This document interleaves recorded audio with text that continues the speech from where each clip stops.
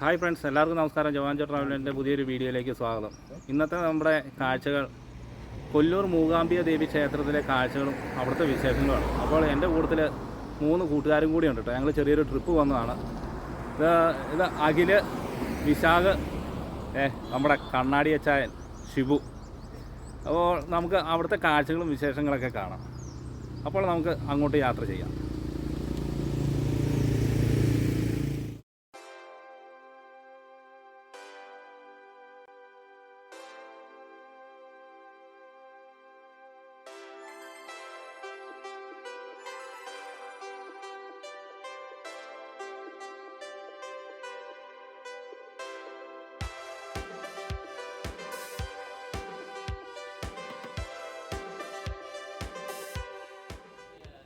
അമ്പലത്തിലെ main gate കടന്ന് കയറുമ്പോൾ തന്നെ ഇടത് സൈഡിലായിട്ട് ഒരു ഇൻഫർമേഷൻ സെൻ്ററൊക്കെ ഉണ്ട് കേട്ടോ.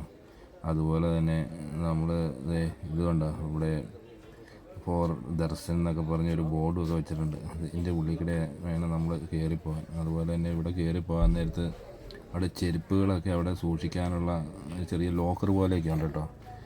അവിടെ ഏത് ലോക്കറിൻ്റെ നമ്പറിലൊക്കെയാണോ നമ്മൾ ചെരുപ്പ് വെക്കുന്നത് അതിൻ്റെ നമ്പർ എഴുതി നമുക്ക് ഒരു കൂപ്പൺ അവിടുന്ന് തരും കേട്ടോ. തിരിച്ച് വരാൻ നേരത്ത് അത് കൊടുത്തിട്ട് നമുക്ക് ആ ചെരുപ്പൊക്കെ എടുത്തുകൊണ്ട് പോവുക.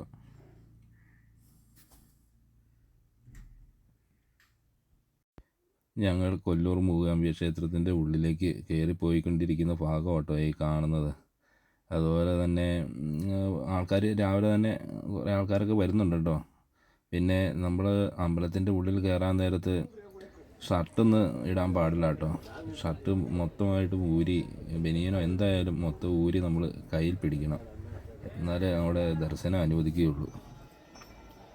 ഞങ്ങളിപ്പോൾ ക്ഷേത്രത്തിൻ്റെ ഉള്ളിലെ കോമ്പൗണ്ടിൽ എത്തിയിരിക്കുക കേട്ടോ. ഇവിടെ അനേകം ഭക്തരാണ് രാവിലെ പ്രാർത്ഥിക്കാനായിട്ട് വന്നിരിക്കുന്നത്. അതുപോലെ ഇവിടെ അനേകം കുരുന്നുകൾക്ക് അത്യാക്ഷരമൊക്കെ കുറിക്കുന്നതിൻ്റെ ഒരു പ്രധാന സ്ഥലം കൂടിയായിട്ടോ ഈ കൊല്ലൂർ മൂകാംബിക. രാവിലെ തന്നെ നല്ല ഭക്തജനത്തിരക്കാട്ടോ ഇവിടെ കാണാൻ സാധിക്കുന്നത്. ഇന്ത്യയിലെ കർണാടക സംസ്ഥാനത്തെ ഉടുപ്പി ജില്ലയിലെ കുടജാദ്രി കുന്നിൻ്റെ അടിത്തട്ടിൽ പശ്ചിമഘട്ടത്തിലെ പച്ചപ്പിന് നടുവിലായി സ്ഥിതി ചെയ്യുന്ന ഒരു കൊച്ചു ഗ്രാമമാണ് കൊല്ലൂർ. അവിടെയാണ് ഈ മൂകാംബിക ക്ഷേത്രം സ്ഥിതി ചെയ്യുന്നത്.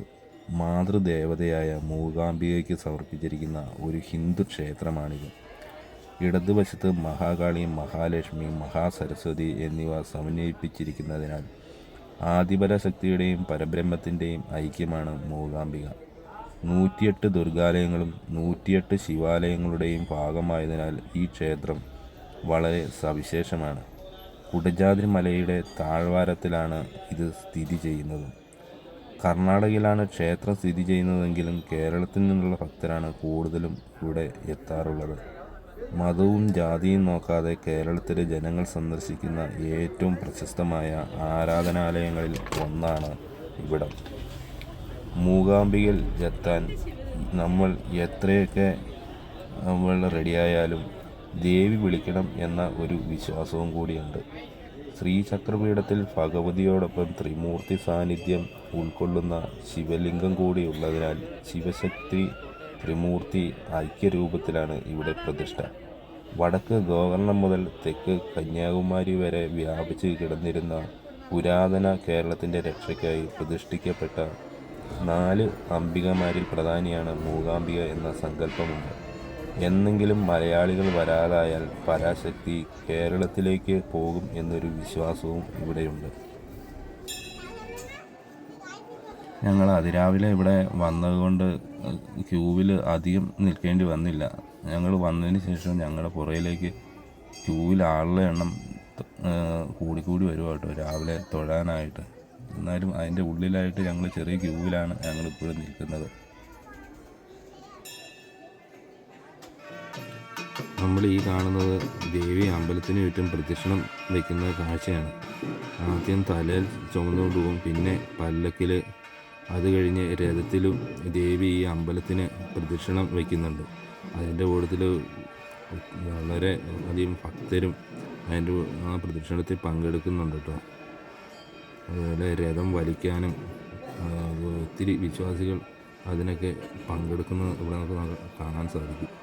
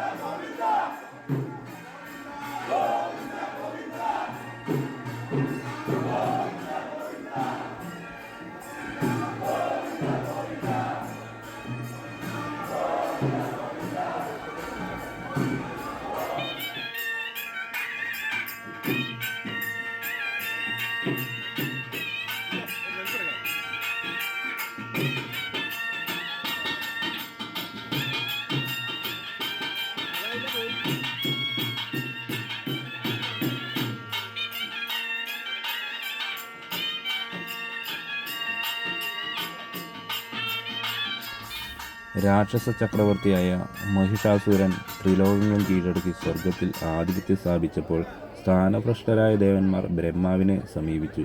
ബ്രഹ്മാവ് പരമശിവനെയും കൂട്ടി പാലാഴിയിലെത്തി മഹാവിഷ്ണുവിന് അഭയം പ്രാപിച്ചു. മഹാവിഷ്ണുവിൻ്റെ അഭിപ്രായപ്രകാരം പുരുഷന്മാരാൽ നിഗ്രഹിക്കാനാവാത്ത മഹിഷനെ നിഗ്രഹിക്കാൻ കുടജാദ്രിയിലെത്തി. കോലമഹർഷിയെയും കൂട്ടി സർവേശ്വരിയായ ആദിപരാശക്തിയെ കണ്ട് പ്രാർത്ഥിച്ചു. ദേവലോകം നശിപ്പിക്കാൻ ശക്തിയും അമരത്വവും നേടാനായി കംഹാസുരൻ മഹാദേവനെ തപസ് ചെയ്യുന്നതിൽ പരഭ്രാന്തരായ ദേവന്മാർ പരാശക്തിയെ വീണ്ടും അഭയം പ്രാപിച്ചു. തപസ്സിൽ പ്രീതനായ മഹാദേവൻ പ്രത്യക്ഷപ്പെട്ടപ്പോൾ കംഹാസുരൻ്റെ നാവിൽ കുടിയേറിയ ഭഗവതി ഇയാളെ മൂകനാക്കിയത്രേ. മൂകനായ കംഹൻ വരമൊന്ന് ചോദിക്കാതെ വന്നപ്പോൾ ബ്രഹ്മാവ് മടങ്ങി. ഇങ്ങനെ കംഹനെ മൂകനാക്കിയതുകൊണ്ടാകാം ദേവിക്ക് മൂകാംബിക എന്ന പേര് വന്നതെന്നാണ് വിശ്വാസം. കംഹൻ അതിനുശേഷം മൂകാസുരൻ എന്നും അറിയപ്പെട്ടത്രേ. ലക്ഷ്യത്തിന് വിഘ്നം നേരിട്ടതോടെ കോപിതനായ മൂകാസുരൻ ദേവലോകം ആക്രമിച്ചു. പിന്നീട് ഭഗവതി എല്ലാ ശക്തിയും ആർജിച്ച് ശരീരം ധരിച്ച് മൂകാസുരൻ നിഗ്രഹം നടത്തുകയായിരുന്നു. തുടർന്ന് ത്രിമൂർത്തികൾ ഈ ഭാവത്തിൽ ആദിപരാശക്തിയെ കൊല്ലൂരിൽ കുടിയിരുത്തുകയും ചെയ്തു. ഇങ്ങനെ ത്രിമൂർത്തികൾ പ്രതിഷ്ഠിച്ചതാണത്രേ ഇന്ന് കാണുന്ന ത്രിമൂർത്തി സമേതയായ മൂകാംബിക പ്രതിഷ്ഠ. പിന്നീട് ശ്രീ ശങ്കരാചാര്യർ ഇവിടെ എത്തി തപസ് ചെയ്തു ഭഗവതിയെ പ്രത്യക്ഷപ്പെടുത്തി. അദ്ദേഹം കണ്ട രൂപത്തിൽ ഉണ്ടാക്കി പ്രതിഷ്ഠിച്ചതാണ് ഇന്ന് കാണുന്ന 4 കരങ്ങളോടുകൂടിയ ഭഗവതിയുടെ പ്രതിഷ്ഠ എന്നാണ് വിശ്വാസം.